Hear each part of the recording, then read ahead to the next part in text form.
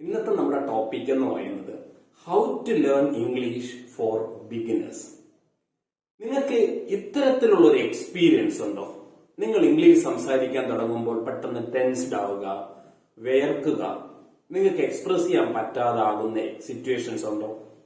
നമുക്കൊരു കോൺവെർസേഷൻ കേൾക്കുമ്പോ അല്ലെങ്കിൽ ഒരു സെന്റൻസ് കേൾക്കുമ്പോ നമുക്കതറിയാം, ആ വേർഡിന്റെ അർത്ഥം അറിയാം, ആ സെന്റൻസിന്റെ അർത്ഥം അറിയാം, അതേപോലെ നിങ്ങൾക്ക് സെന്റൻസ് പറയാൻ അറിയാം.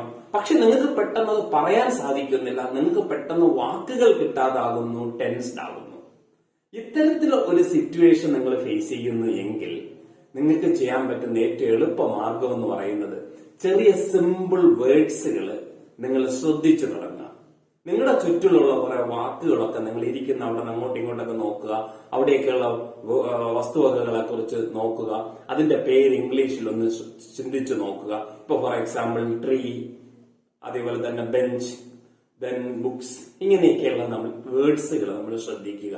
ഇതാണ് ഒന്നാമത്തെ ഘട്ടം എന്ന് പറയുന്നത്. 2, നിങ്ങൾ ഓരോ ദിവസവും ഒരു ജേണലോ അല്ലെങ്കിൽ ഡയറിയോ എഴുതുക അന്നത്തെ കാര്യങ്ങൾ. 3, നിങ്ങൾ ഒരു ദിവസം എക്സ്പീരിയൻസ് ചെയ്ത കാര്യങ്ങളെ ഇംഗ്ലീഷിൽ ഒന്ന് പറയാനായിട്ട് ശ്രമിക്കുക. ദിസ് ഈസ് എ ട്രീ, അല്ലെങ്കിൽ my friend is sitting there, I should go to office. ഇത്തരത്തിൽ ചെറിയ ചെറിയ സിമ്പിൾ സെന്റൻസുകൾ ഇംഗ്ലീഷിൽ ചിന്തിച്ചു തുടങ്ങുക.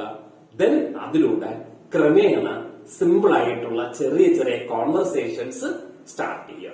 Thank you.